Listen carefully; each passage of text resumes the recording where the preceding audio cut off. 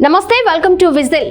చాప మందు పండుగ స్టార్ట్ అయిపోయింది. జూన్ 8వ తేదీ రాత్రి 9 గంటల నుంచి ఈ చాప మందు ఇవ్వడం ప్రారంభిస్తారు.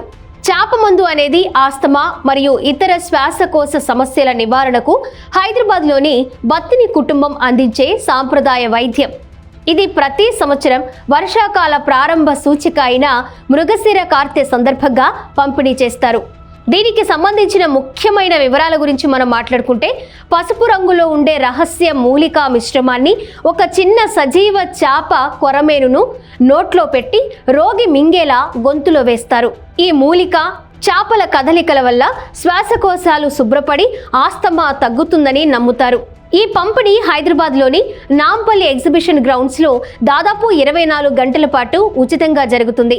మందు తీసుకునే ముందు, తీసుకున్న తరువాత 2 గంటల పాటు ఎటువంటి ఆహారం తీసుకోకూడదు. జబ్బు పూర్తి నివారణ కోసం వరుసగా 3 సంవత్సరాలు ఈ మందు వేయించుకోవాలని సూచిస్తారు. ఈ మందుపై కొన్ని శాస్త్రీయ వివాదాలు ఉన్నప్పటికీ ఏటా వేలాది మంది ప్రజలు దీనిని స్వీకరించడానికి తరలివస్తుంటారు.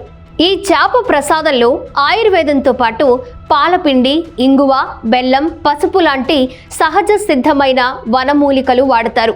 ఇందులో వాడే ప్రసాదంలో మంచినీరు కూడా బావి నీరే కావడం విశేషం. అయితే ఈ శాస్త్రీయతకు హిందూ ధర్మాన్ని జతచేస్తూ బత్తిని సోదరులు ప్రత్యేక శ్రద్ధ తీసుకుంటారు. భగవంతుని పూజ తరువాత ప్రసాదాన్ని తయారు చేస్తారు. 24 గంటల ముందు నుంచి ప్రసాదాన్ని తయారు చేస్తారు. ఈ చాప ప్రసాదం పంపిణీ కోసం కొర్రమీను చాప పిల్లల్ని వినియోగిస్తారు. జీవించి ఉన్న చాప పిల్ల నోట్లో బత్తిని సోదరులు వేసిన మిశ్రమం ఉన్న ముద్దను ఉంచి ఉబ్బసం రోగుల చేత మింగిస్తారు. ఈ చేప ప్రసాదంపై అనేక వివాదాలు ఉన్నాయి. జన విజ్ఞాన వేదిక లాంటి కొన్ని సంస్థలు చాప ప్రసాదాన్ని ప్రతి ఏటా వ్యతిరేకిస్తూ వస్తున్నాయి. దీంతో ప్రతి సంవత్సరం చాప మందుపై చివరి వరకు కూడా ఒక స్పష్టత రానటువంటి సందర్భాలు కూడా ఎన్నో ఉన్నాయి. గతంలో జరిగిన సంఘటనల నేపథ్యంలో ప్రభుత్వాలు నిర్వహించేందుకు ముందుకు రాలేదు.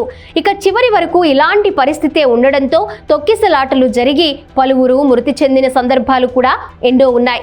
అయినా చాప ప్రసాదం మాత్రం ఆగలేదు. ఈ మందులో ఎటువంటి శాస్త్రీయ ఆధారాలు లేకపోవడంతో కోర్టు సూచన మేరకు దీనిని చాప ప్రసాదంగా వ్యవహరిస్తున్నారు.